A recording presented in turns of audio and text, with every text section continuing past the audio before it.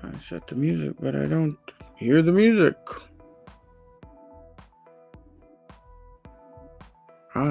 There's the music. All right, I like to pause a little bit at the start because sometimes the streaming takes a little bit to get going.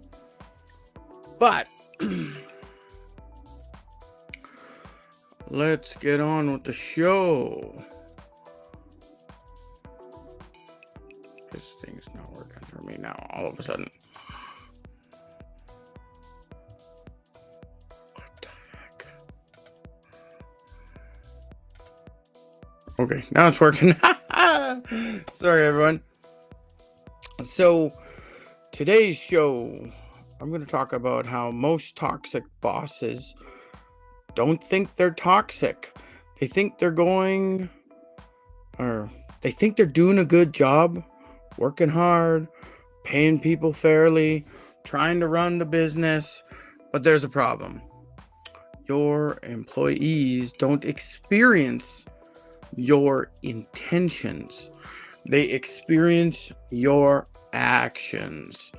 And some of the most common leadership habits, the ones that feel normal, are actually what drive your best employees away. So today, I'm going to walk you through 10 signs you might be a toxic boss without even realizing it. If a few of these hit a little too close to home, good, because that's exactly where things can start to improve. Don't take this the wrong way. Take it as a way for you to improve. Because our leaders need to be skilled also.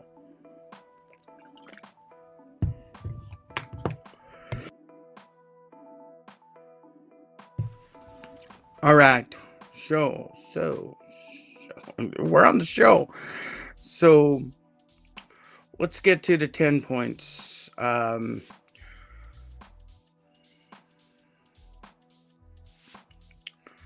don't need to tell you that part. Let's go right to basically today we're talking about kind of some blind spots that leaders might make.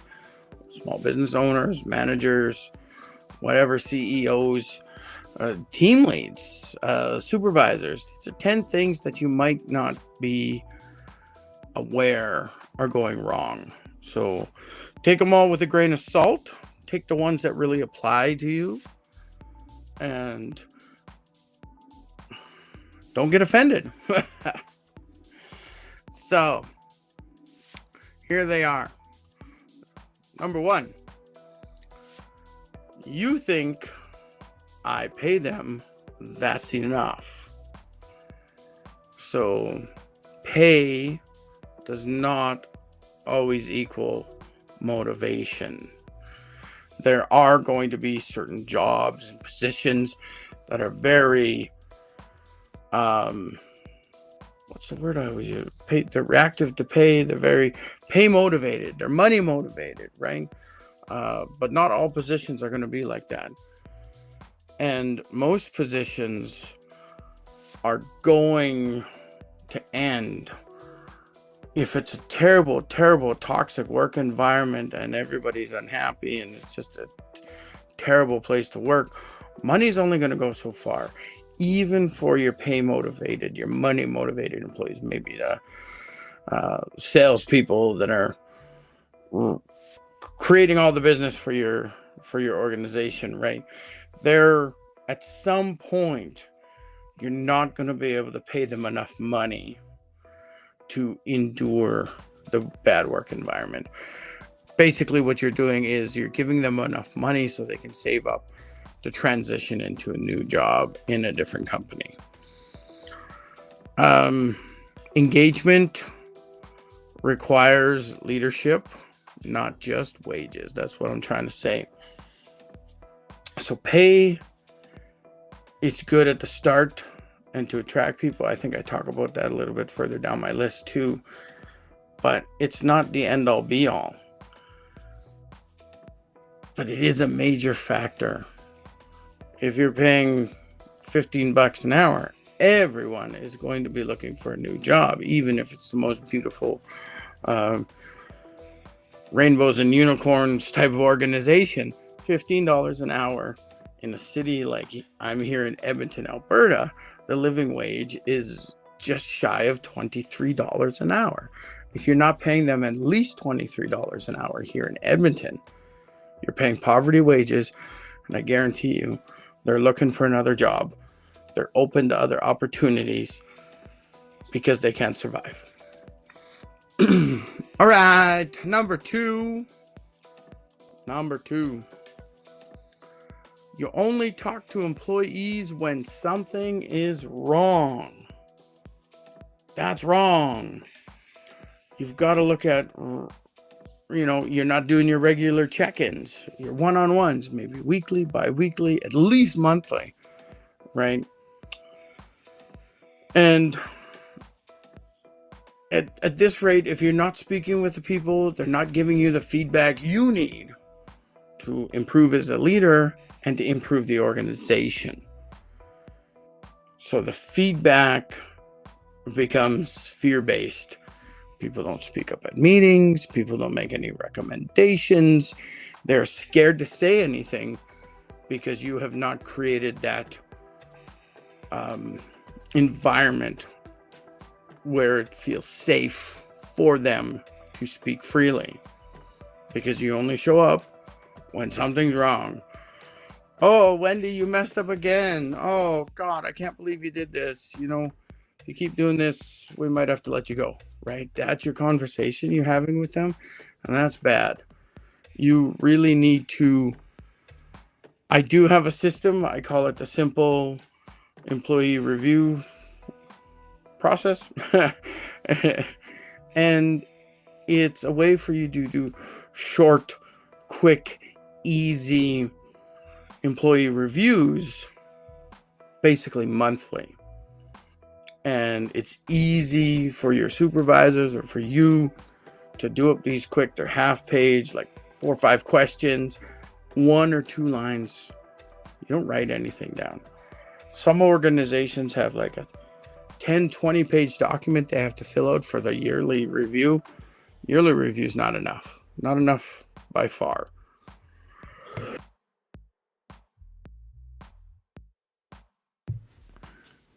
If you're not reviewing people at least every 6 months, you're failing as a leader. Ideally, it should be quarterly or monthly for reviews, because you need that instant feedback. You need to be able to help them support your employee. And if you don't get that feedback often, you're not going to be able to help them. It's not going to work. They're going to be in this situation where they never hear from you unless something goes bad. So, messed up my hair. Number 3, you are confusing performance issues with discipline. There is a difference. Someone's inability to do something right, properly, does not mean they're being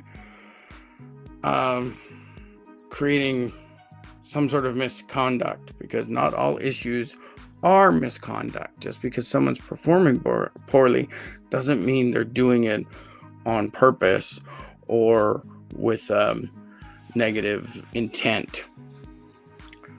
This is where we look at, it could be training, could be clarity, or it could be workload. So if you've watched any of my other videos, I'm constantly telling owners and managers and supervisors, train. And if you got more time, do some more training, right? Like, training is it's so important. Even a seasoned employee that's been around for a while, train them, keep training them. Offer them more training, offer them off-site training, right? Excuse me, burp. So, training. You just got to keep training. If you got an employee who's just not performing, keep training them. in the process of training, you are going to be able to better identify whether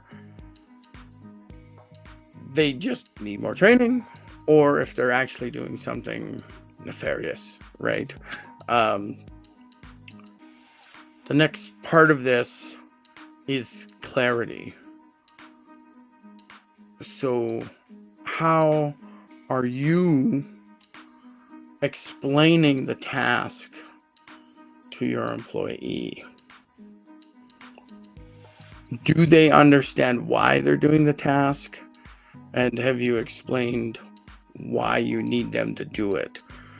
I need you to do this report out weekly because I use it for this thing, right? It becomes a vital part of the organization, what you're doing. You got to explain that to them. Clarity.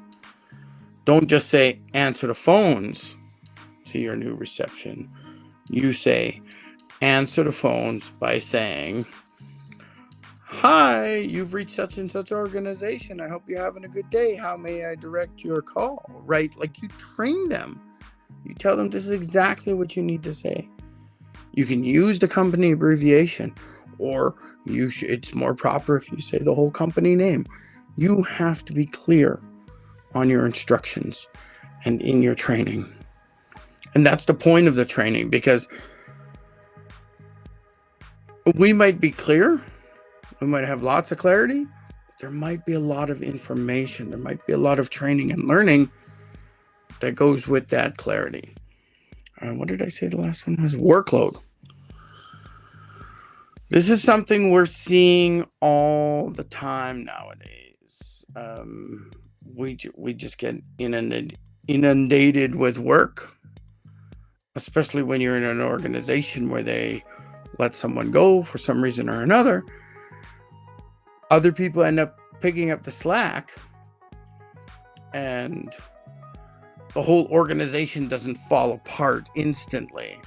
So managers, owners, supervisors, they think, oh, well, we can do this without another employee. So we're throwing just this workload. And I also advise, like, new owners that are going to hire their first employee, you need to list absolutely every task that you want to hire for as part of your hiring process. What tasks am I giving to this first new employee? Preferably, all the tasks are very closely related. The one thing that really bothers me as an HR professional is when payroll is mixed in with HR tasks. Payroll is a finance function. That should be put into the finance group. They handle payroll. HR handles signing contracts for the new employee and the initial hiring documents and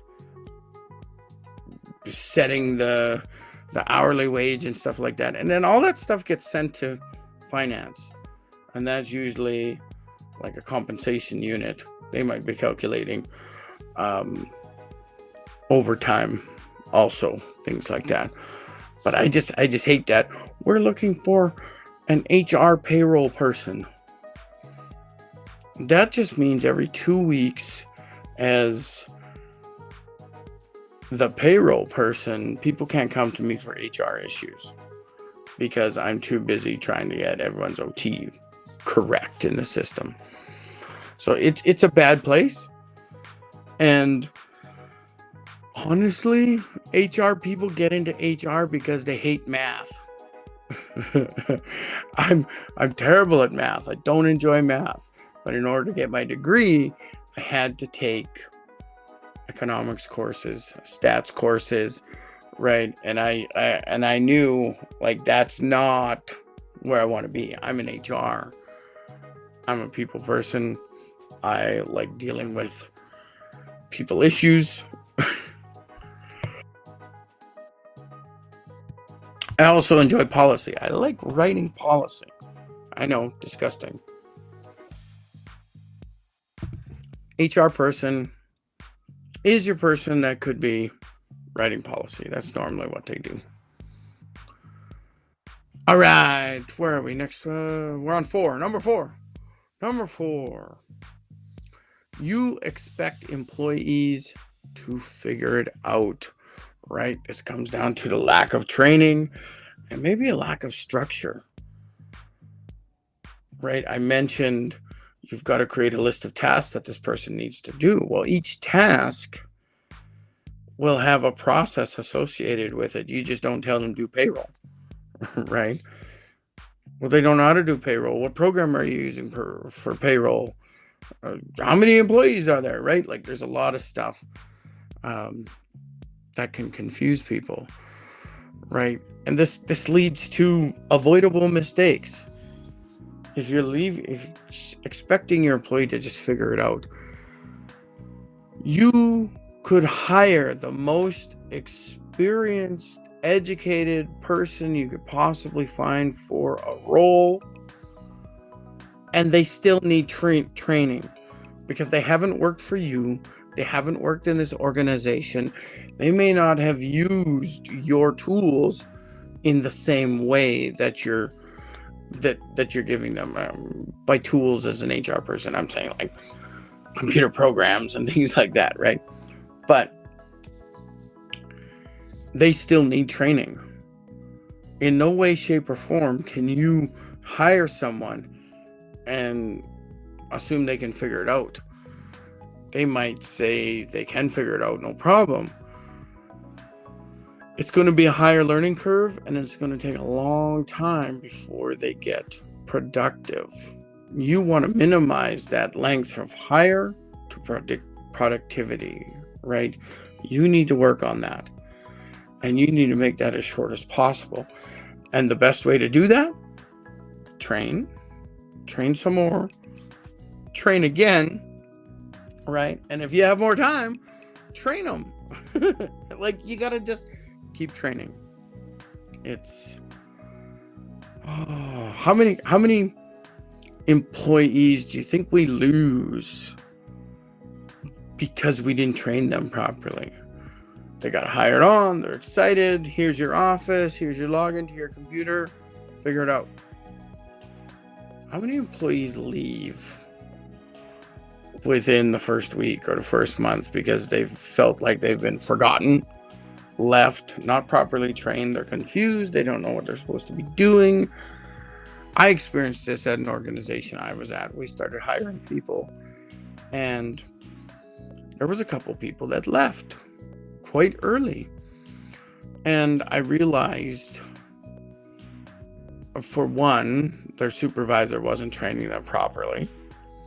So I had to train the supervisor to make sure they did a little bit of training and a little bit more and then a lot more. And I also got feedback that they left because they didn't understand their place in the organization. They didn't really understand the work they were doing and why they were doing it. So as part of the onboarding process as HR, I would spend half a day with them, literally 4 hours. And I would explain their role and how it fit into the machine. I explained their cog and how it works with all the other cogs, and where I would also explain, like, you started this role, you could move into this role or that role eventually, right? So I gave them the structure, the understanding about where they fit in the larger machine.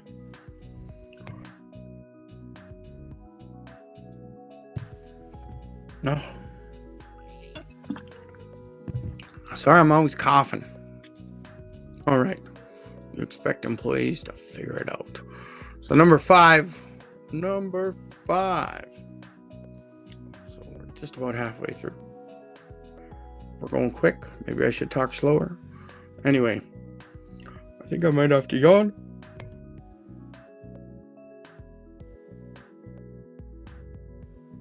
I've been told that if you find yourself yawning, means you're not breathing enough while you're talking or doing what you're doing. But sometimes I do have to slow down. Anyway, number 5, you avoid difficult conversations. This is such a big one. We're not all people experts. We're an expert in what our business is and what we do and how we do it, but we may not be an expert in dealing with people. That's why we get HR. That's why we get an HR consultant. That's why we find some sort of HR group where we can get advice. So you got to hit those difficult conversations. If you don't hit them right away, problems grow instead of getting solved. And employees feel blindsided later, right? You discovered a problem. Oh, Wendy's messing up. But I don't want to go talk to her. I'm scared to go talk to her. Or I'm sure she'll figure it out. I'm sure she realizes what she's doing wrong. And then 3 months, 6 months down the road, you're just like, I can't stand it. I'm sorry. Wendy, I have to let you go because you're not doing the job properly. And Wendy's like, what the shit? Right? Like she's completely blindsided. Like nobody came to her to tell her there was an issue. Nobody came to retrain her. Nobody dealt with it as soon as it happened. Your employee leaves disgruntled. And I hate that. You want employees to leave happy because they've gained some experience and some training and now they're advancing their career in some other way. Congratulations. That's what we want. We want them to leave and sing our praises at the other organization so that other people start thinking we're a good place, especially entry level. They'll start coming to us. But these blindsided employees, they're gonna talk. They're gonna give you a bad review. They're gonna get up there on Glassdoor and just punish you, right? Like, difficult conversations. We've got to have them, and we got to have them as soon as it happens. You noticed this morning that Wendy did something wrong. Before the end of the day, you need to address it. If you could address it immediately, that's even better. Oh, Wendy, that's not the way we want to format. Can you remember to do the formatting like this? And Wendy will be like, oh my God, I totally forgot you told me to do that. Thank you for correcting me. Of course, we're going to be thankful that we get corrected. But there is a difference between training and support and micromanaging, right? You're not standing over Wendy's shoulder. She gets to make mistakes. That's how we learn. Difficult conversations. What's the book? My wife. She used to do this training for the provincial government. Crucial Conversations. Tools for talking when stakes are high. And she just gave me this little book. I haven't had a chance to read it yet, but I'm going to. And I actually have she gave me the full Crucial Conversations book. And it's in course form too. So it gets you there, man. Like it gets you to the point of feeling confident enough to speak to your employees. You can't avoid them. You've got to do it. Where was it? No, that was different. Never mind. Bad example. So, number 5 was avoid difficult conversations. So, number six. Number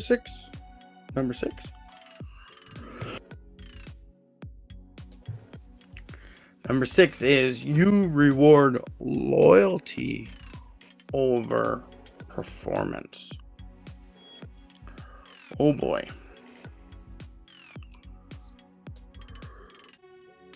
Yawning again. Sorry. This is a hard one, right? You don't even know you're doing it.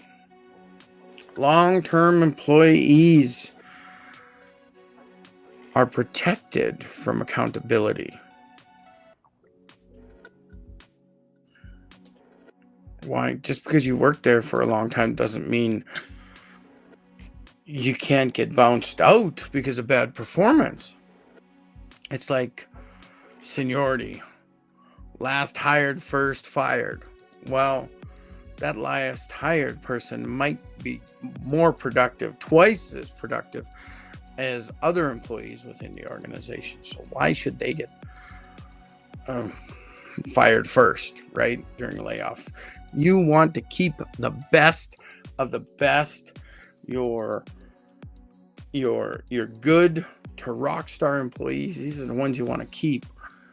And if that means firing your best friend that you hired 6 years ago when you started your company, then that's what you got to do. It's harder when it's someone you're friends with or someone you love. That's a hard conversation, right? But you need to deal with it because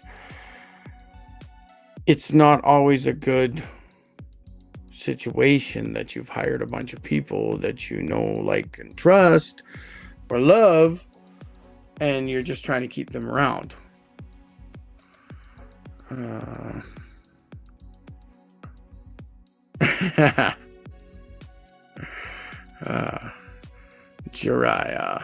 Jariah walked in and said, "We say hi." Hi, Jariah. If he's still in the room. This is my sister. This is her grandkid. They call me Musum because I'm basically a grandfather, a great uncle, right? I lost my spot. I moved the screen, and now I lost a spot. Right, number 6 was you reward loyalty over performance. So you got to get, from a business sense, if you are running that red line, you're not quite making the money, you're not quite getting things done, you need to make sure that you put the best person in the best places. And this has nothing to do with loyalty. And that's where, that's where it's so hard to be in an organization where you've hired people that you know and love, right? It is hard. But the fact of the matter is you can't keep an organization going without the right productivity and the right work getting done. So I would say if you feel like you want to keep someone who's low performing and you want to keep them there just because you're loyal to them or they've demonstrated loyalty to you, train a little bit more, and then maybe train a lot more, right? Just keep training. And if they're not getting it, you can justify letting them go easier,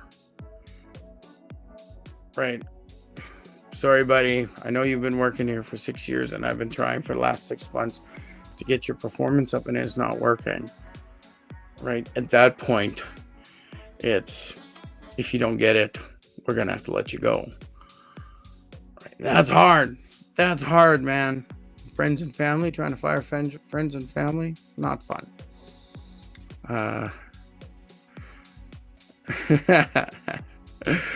He saw you. Reply to him. Okay, thanks. I'm glad you saw me, Jariah. All right, that's awesome.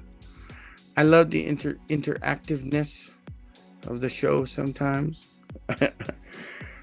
Just tell Jariah to ask me an HR question. Come on now. Number 7. We're going to talk about number 7. 5, 6, 7. Number 7. Lucky number 7.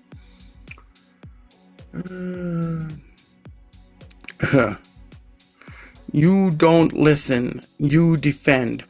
You, as the owner, manager, supervisor, you are just defending the status quo. This is so hard. I've been in situations where upper management has told me that's the way it is, and I've got no choice but just to say, sorry, that's the way it is, right? Like, that's hard. And it's hard to be in a position where you're actually grabbing feedback and allowing people to speak and get all their thoughts out. These are kind of like interviewing skills. Hey, have you ever done something like this? Please explain. Right, then you shut up. You don't say nothing. You sit there quietly, staring at them, waiting for them to answer. So you got to do that same thing.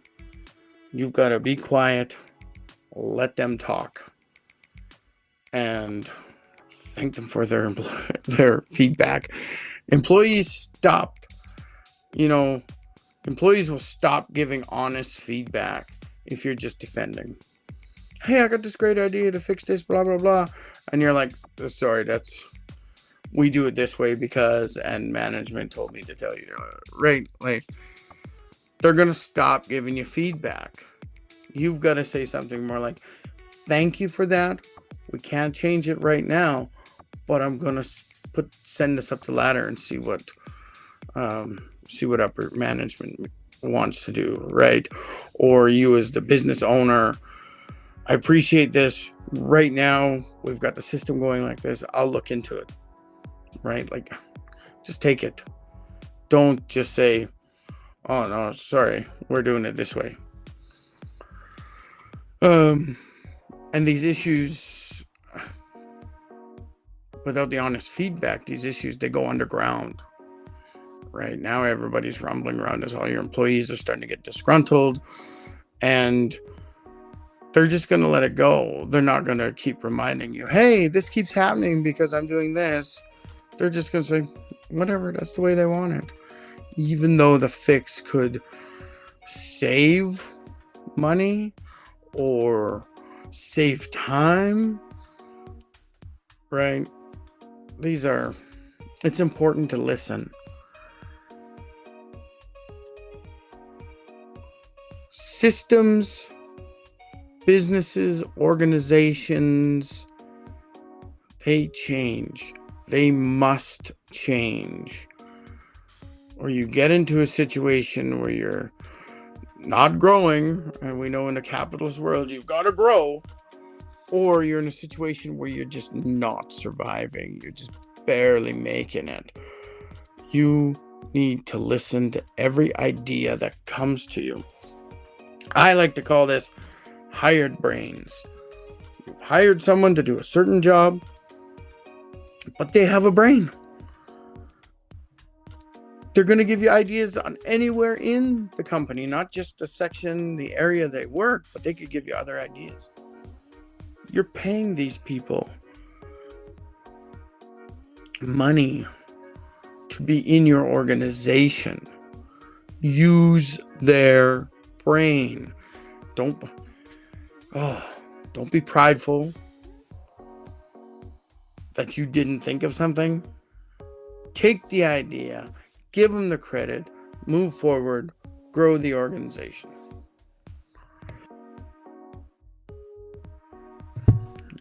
All right. God, I got an itchy spot. Sorry.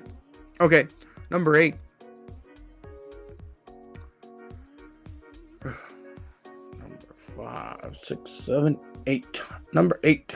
We're getting close to the end here. Getting close to the end. And then what am I going to talk about afterwards? I don't know. Maybe these last ones will take longer to explain. You think high turnover is normal. You're blaming external factors. You're ignoring internal leadership impact. Oh, we've just always had high turnover in that department or in that position, or we think it's just the economy. Nobody wants to stay in that type of role or whatever, right? Like, high turnover is normal in a bad organization. High turnover is not normal in a good organization. You can blame all the external factors that you want. Oh, the competition pays more, or competition this or that, or just the economy's down, so nobody wants to work in this type of job, or whatever, right? Oh, obviously, we can't change the external factors like the economy or what the competition is doing, but we can learn from that stuff, right? If the competition is paying more, maybe we need to pay more. Maybe we need to just figure out what kind of benefits the competition is laying out. Um, the economy, well, how do we make our organization less susceptible to the economy? It's interesting that we see certain organizations, that are certain businesses that are recession proof, and they're things normally just everybody needs, and most businesses can still thrive in a down economy. But are you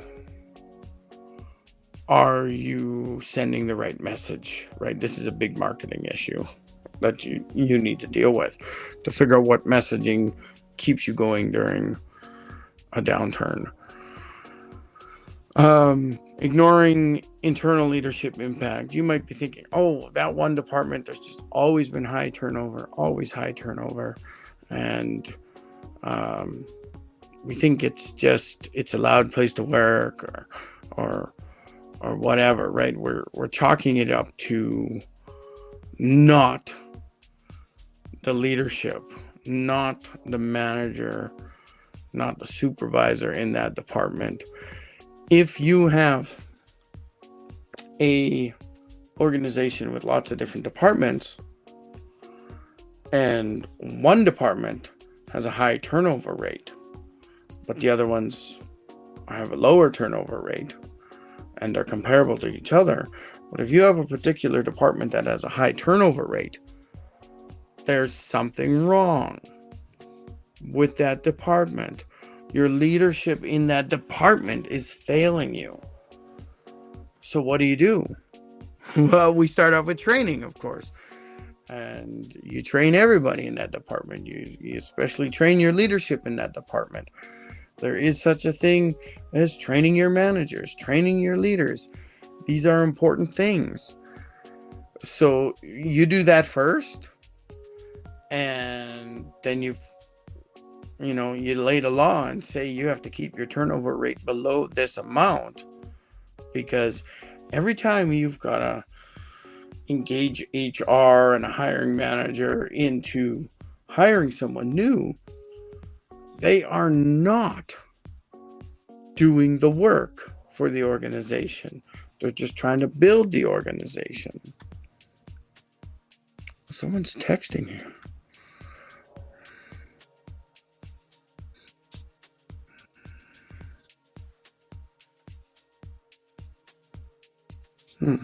All right. Sorry. Just text came in. So, turnover is not normal for a good organization. Just remember that. And what's the turnover rate, right? In a bigger organization, we can see different departments and we can calculate their turnover rate. Like, they have to hire a new employee once every 6 months or once a year, but the problem department is hiring a new employee every 3 months or less, or something like that. We want employees to join our organization and stay forever. As owners, managers, we want that. We want them to stay forever. But that's just not practical. They're going to stay as long as they're going to learn. They're going to stay as long as their career allows them to. Because at some point, they're going to say, I want to advance my career. So I have to leave the organization. There just might not be any place to advance your career. But even in that situation, an employee should be staying probably 2 to 5 years at least. If your employees aren't staying at least 2 to 5 years, depending on your organization and the type of work you do, the business you're in, right? If they're not staying at least 2 to 5 years, then you might have a high turnover situation. If you're losing employees every 3 to 6 months, oh boy, you've got some serious leadership issues. Whether it's you as the owner who's trying to get new employees, or if it's one of your managers trying to fill up their department, right? You got to think on turnover. You got to calculate that. How often are people leaving? You can check online and find a proper formula that you want to use, but it's basically how many employees leave within a certain amount of time, or what's the average length of time one of your employees stays, right? It's pretty basic. Number nine.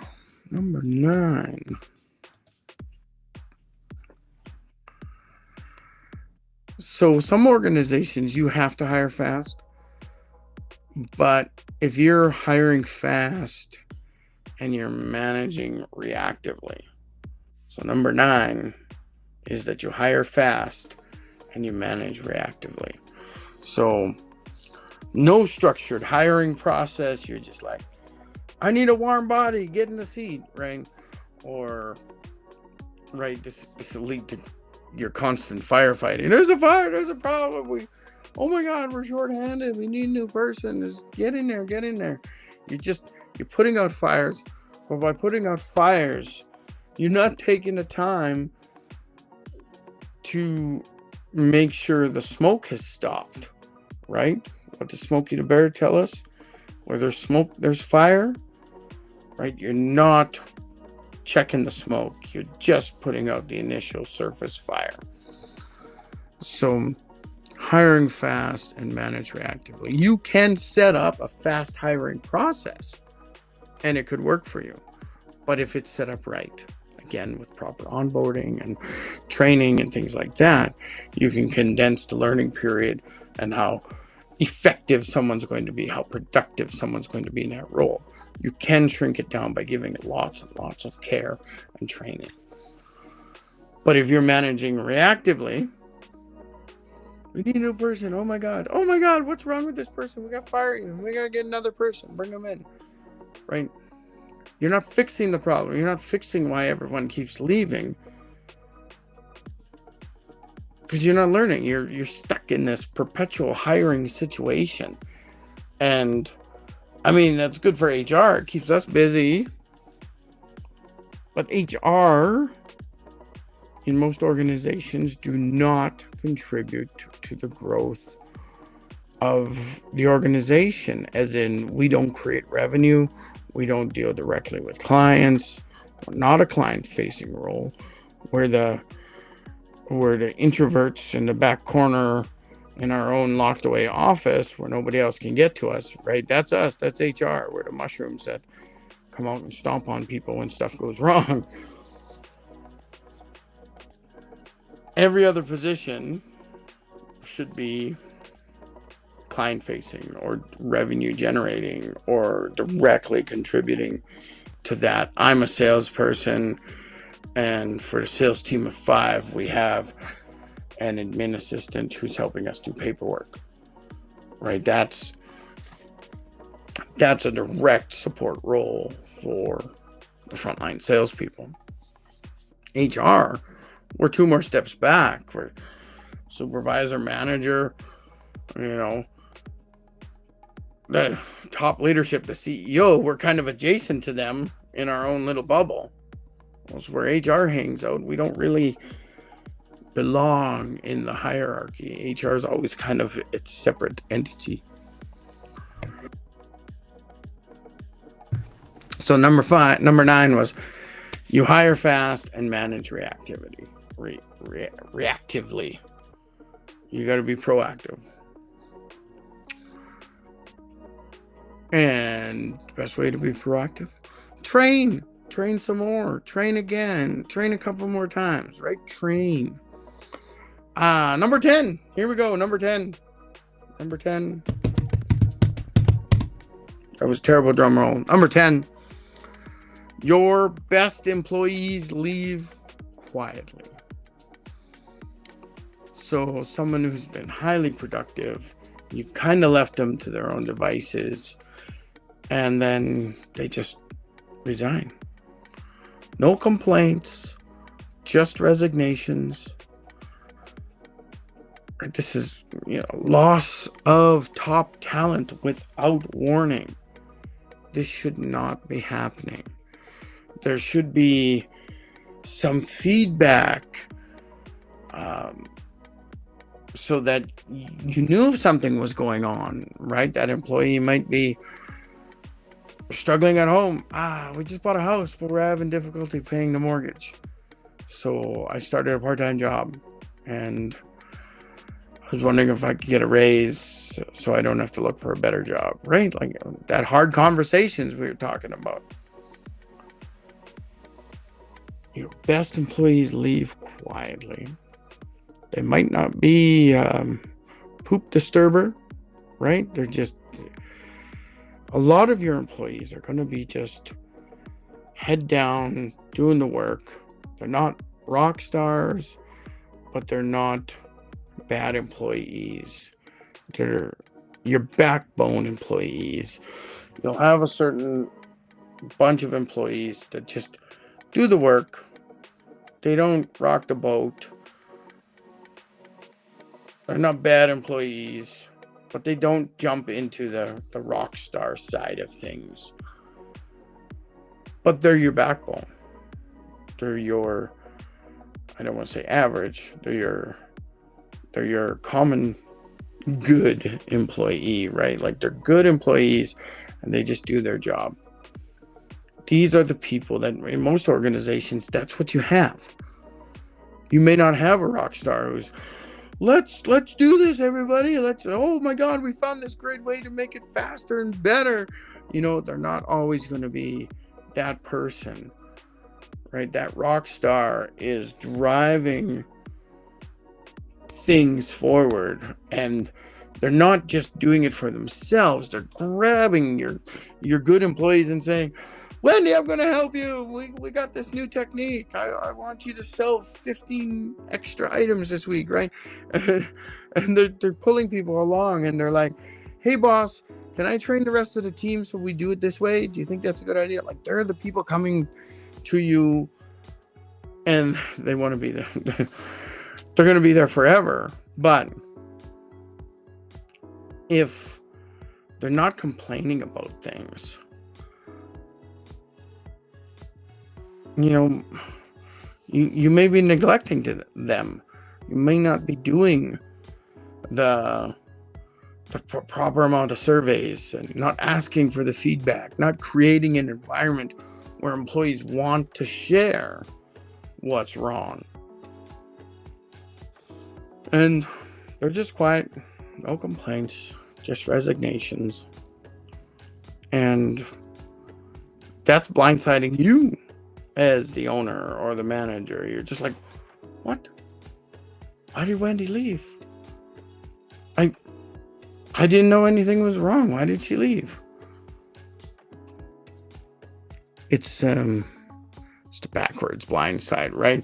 You can blindside them by not addressing the critical issues with important conversations, and then you fire them, and they're like, what the heck's going on? Like, I don't know. Or they can just quietly leave, and you're just like, I didn't even know they wanted to leave. I didn't know what was going on. And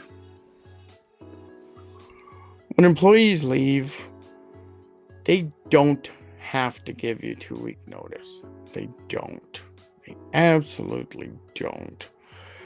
And if you're the type of person or the owner or the leader that thinks, if you're leaving, you got to give me at least 2 weeks notice, You're wrong. They don't have to. In a perfect, ideal world, a happy employee that is moving on in their career, moving on to something bigger and better, if they were happy working for you, they would come to you and say, I've been given this great opportunity, but I don't want to leave you in a lurch. So I'm giving you a month notice, or I'm giving you 2 months notice before I move over to this other company, because I want to make sure that my replacement is trained properly. That's a happy employee who's just moving on in their career. We can't expect all employees to just be happy in their job and stay there forever. There are going to be some employees that are just happy. They don't want more responsibility. They're happy where they are. They feel a certain amount of they get gratitude. No, they get pleasure from the job. They get gratification from what they do, and they're happy to stay where they are. There's going to be a lot of them, but there's also going to be a lot of people, especially younger to mid-career people in their 20s and 30s, maybe their 40s. They want to advance their career. So if you don't have an obvious advancement route for them that they can start working to now, they are going to move on to other organizations. And that's okay. Like I mentioned before, I think it was number 1 or something like that. You want employees to leave and move on in their career happy, so that they sing your praises at the new job, so that when you need more entry-level employees, they're going to say, hey, go work for Ian, because he's got a great organization and he trains you up. He's small, so you won't have a lot of room for advancement, but it's a great place to learn because he's amazing at training. Right? You want those people singing your praises. And it's you know a bad employee, and you probably dodged a bullet by letting them go. You know a bad employee because you give them all the training opportunities and you try to upskill them and you give them all the support they need, but they don't get it, or they're just plain lazy. You know these bad employees because when you do finally let them go, it's like, hey, Wendy. God, I pick on Wendy all the time. It's a fictional Wendy. I don't know who this Wendy is. But you say, hey, Wendy, it's just not working out. We've tried to train you and we've given you direction and instruction and you're just not getting it. We're going to have to let you go. An employee that's good or is a good person is going to say, yeah, I understand. I know you spent a lot of time trying to help me lately over the last 6 months, and I just can't get it. So I'm really thankful for the opportunity. Thanks for all the training, right? A bad employee is going to say, how dare you fire me? I've been working so hard for you, even though you've given them all this training and the deadlines and giving them the 3 strikes. They're still shocked and angry that you're letting them go. How dare you fire me? I'm going to the labor board. This is BS. And they swear at you and they're yelling and they're making a scene, and they seem to think that someone else is going to quit at the same time, and they're trying to bring them out the door with them. Like, this place is going to fall and it's a complete mess. Right? That's a bad employee. You just dodged a bullet, man. They're gone. That's an employee you don't want around. And that's the sad truth. Even though you did all these things, 10 things on this list, and you're training, there's still going to be some people that don't fit in, don't fit the mold. Where It's my sister again. I'm gonna tell Wendy to start watching you from now on, because you keep talking about. It's a fictional Wendy. It's just the first name that comes to my brain when I'm talking. I try to mix it up sometimes. I bring out other names or whatever, but I always make myself the good guy, right?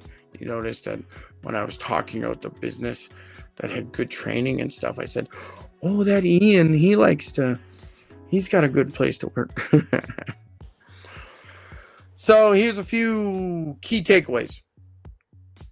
Most toxic bosses are not bad people.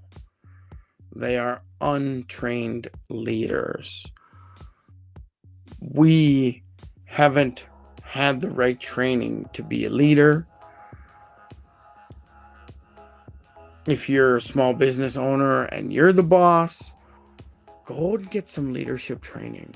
Read a bunch of leadership books.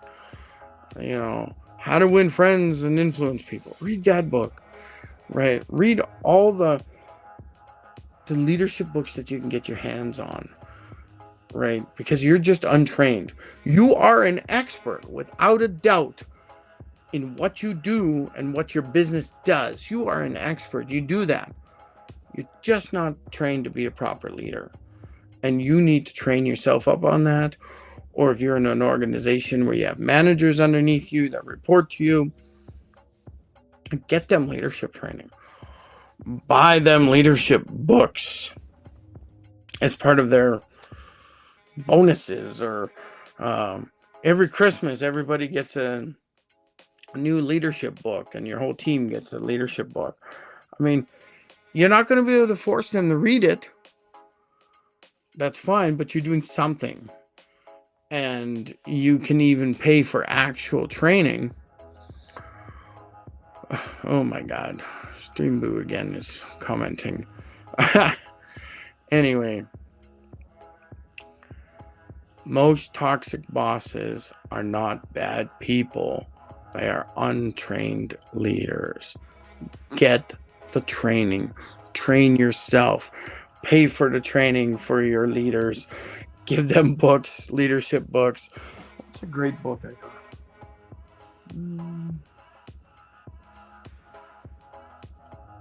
Oh, here's the big book, The Leadership Challenge. I got the whole book there. That's a great book.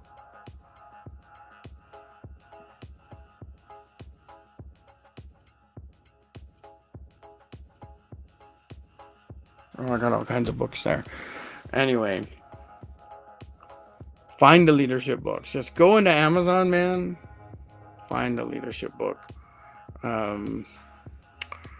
I don't know if all my links has I curated a list of good leadership books that I've read over the years, and maybe I'll create that page and add it to my link sometime. Then you can go find some leadership training for yourself.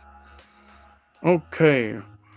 Next key takeaway: awareness is the first step to fixing workplace culture. A leader is aware. A leader understands when someone's upset. A leader makes it safe for feedback so that you can get the feedback, so then you can fix the workplace culture. It can be hard. It can be hard. People love to gossip. People like to talk about stuff. They like to hang out at the water cooler, or, they get into cliques, and this is all bad. But you need to be aware of it. And I got told once by my boss, he said, you need to go walk around the office. You need to catch these people when they're scrolling on their phone. You need to catch these people when they're sleeping in their office or whatever, right?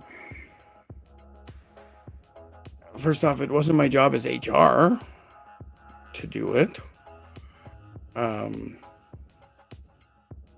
the supervisors, the people I supervised, I did go check on them. but I could see they were doing work because in our computer system, I could see the calls they were making and the notes they were putting up, right? But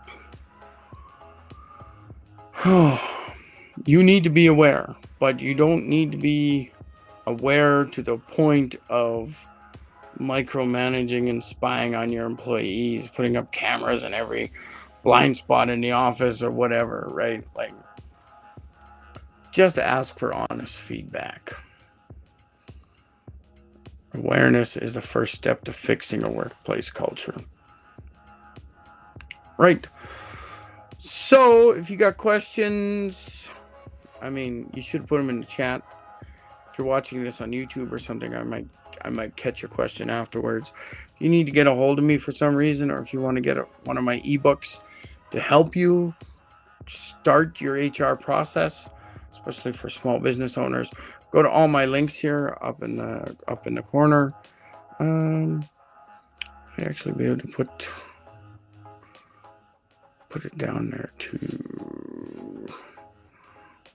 Where is that? I don't know where it is. Right. All my links in some socials. This link will show up in the chat somewhere, and you'll be able to see it and click on it. But yeah, Linktree, Ian the HR Pro. It's my most updated stuff there. If you need any support,